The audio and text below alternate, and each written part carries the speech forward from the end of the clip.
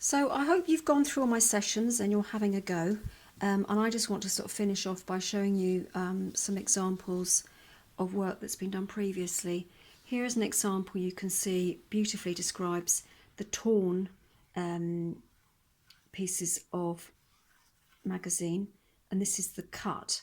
And in actual fact, the laying alongside each other looks really, really effective. This one,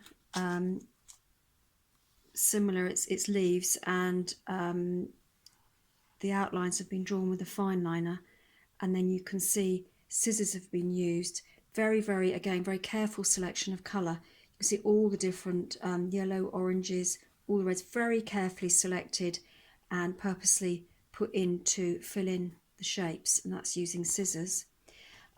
This one is again an example very similar to the previous one, but in my opinion there's a much more finesse in this, in that you can see the colours that have been selected is just exquisite, and the graduation of the blues here, the pinks, very, very carefully thought out, and those yellows, and again all torn little bits of paper to describe the leaves. Here's one, again torn. You can see if I move this around, all the different bits and pieces. This was actually from like a book, a magazine that had recipes and things in it, and you can see here this is tiny bits of paper, and these are sort of the bigger chunks add another dimension. It gives it a different scale, which is beautiful. It's very like mosaic actually. Here's one of a tree.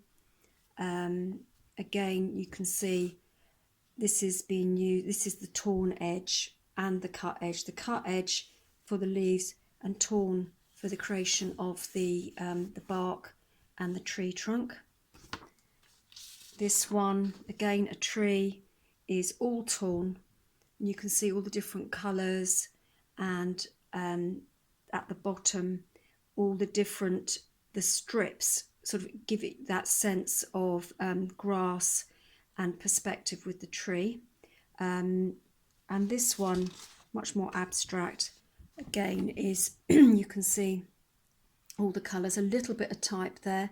The type actually makes a nice, gives it a nice dimension, and the different textures going very sort of abstract looking.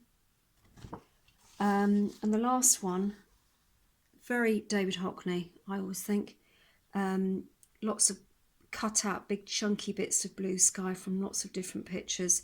Then you've got the background, which looks like, well, it's sunflowers and beautiful, and then the foreground here you've got the leaves and the trees. A really nice composition, lovely strong directional tree there, and good perspective. So just a few examples to show you, and I hope you enjoy creating your art.